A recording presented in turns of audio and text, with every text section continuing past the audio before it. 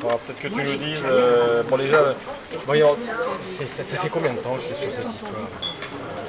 Alors, Ça a commencé quand déjà? J'ai fini par l'oublier. l'histoire actuelle sur laquelle on Vraiment, a plaidé vraiment, aujourd'hui, la toute première date. la toute première date, si je dois te la donner, du début mai 2006. Mais c'était déjà monté en amont, puisque quand je suis rentré dans la boîte en 99, j'étais en intérim. Après, j'ai été embauché en CDI à la suite de l'intérim. Un an après, j'étais élu et la discrimination syndicale commençait déjà à cette époque-là. Oui, j'ai fait un peu de nostalgie. Je regarde les coups un dimanche pour son dossier. J'ai revu des documents. Je dis waouh, il y a déjà des années qu'on se bat, qu'on est sur ces dossiers de sous-traitance. C'est pas d'aujourd'hui.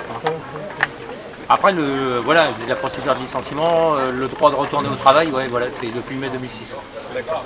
Bon, et puis, aujourd'hui, alors, comment tu le sens? Comment ça s'est présenté? Est-ce qu'on a avancé? Situation? La situation actuelle, elle est la même que depuis que le tribunal des prud'hommes a rendu le jugement en 2008, c'est-à-dire que je suis toujours pas à Palluel, quoi. Donc rien n'a évolué. La seule chose que je peux te dire, ce qui évolue, c'est que l'agence où je me trouve, il n'y a pas de boulot. Les derniers PV, d'ailleurs j'ai laissé dans ta voiture, Dominique, faudrait que je les récupère, du CE, tous les chiffres sont dans le négatif, voire très négatif. Donc l'agence où je suis, elle est devenue une antenne, et puis il n'y a plus de boulot. Le chef d'agence qui était s'est barré à la concurrence. Il répond sur les mêmes marchés que nous, pour dire qu'il va nous plumer la gueule. Et puis il n'y a pas de boulot, quoi. Là, cette semaine, il y a 10 mecs en trop. Ouais. 10 mecs en trop, 10 mécaniciens en trop. Alors qu'à Palluel, ils utilisent de l'intérim dans son agence à tort-larigot, de la sous-traitance à des niveaux. Pour des contrats pro maintenant à 100%. Parce que toi, à l'origine, enfin, tu demandes la réintégration sur ton site d'origine. Ah oui, absolument. Ouais. Tout est là, tout est parti de là. Ouais, voilà. Et après, ça a été des pataquès, des couches sur des recouches. Si tu veux, vraiment, le vrai problème du dossier, il a été élevé en 2005, lorsque EDF a mis en place les prestations globales 600 chantiers. Où nous, on était intervenus en leur disant, oh là-haut, vous allez bouger les périmètres, c'est pas comme ça que ça se passe. Il y a consultation de vos représentants du personnel, à minima, et des sous-traitants quand ils auront le marché. Donc la bagarre a vraiment commencé là, où on a vraiment nous bloqué, quoi.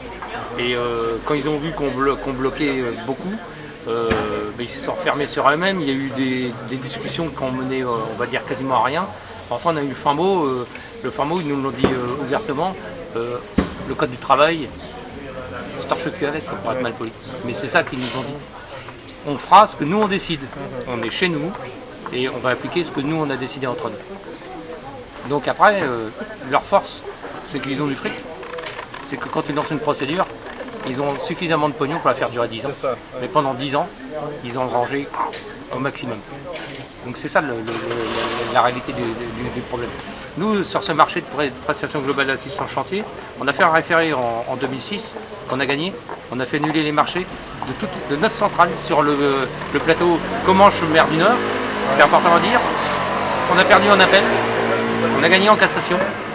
Pour autant, la Cour de cassation nous renvoyait sur les autres éléments qu'elle n'avait pas jugés, que la Cour d'appel n'avait pas jugé. Et la Fédération de l'énergie, la CGT, a laissé tomber. Pour qui, pourquoi, j'ai jamais eu de réponse.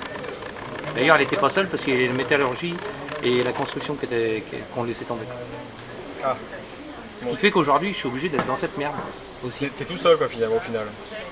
Mais je ne suis pas tout seul puisque vous êtes tout seul. Non, je veux dire, par rapport au combat initial où vous étiez semble-t-il pas mal de fédérations, là tu te retrouves avec nous, mais bon, on est éloigné par rapport au départ. Il ne reste plus qu'Endel.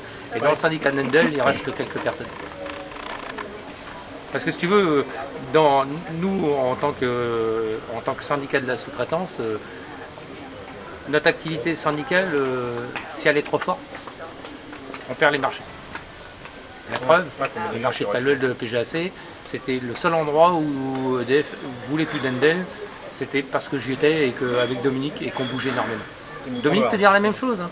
Il vit la même chose que moi aujourd'hui, hein. Il est mis au placard. Il rentre plus sur un site nucléaire. Il est mis à Saint-Valery-en-Caux. On le laisse crever, alors de temps en temps on lui donne 3-4 tuyaux à souder. Voilà. Les placards. C'est des placards. Dès que tu bouges trop, C'est le problème.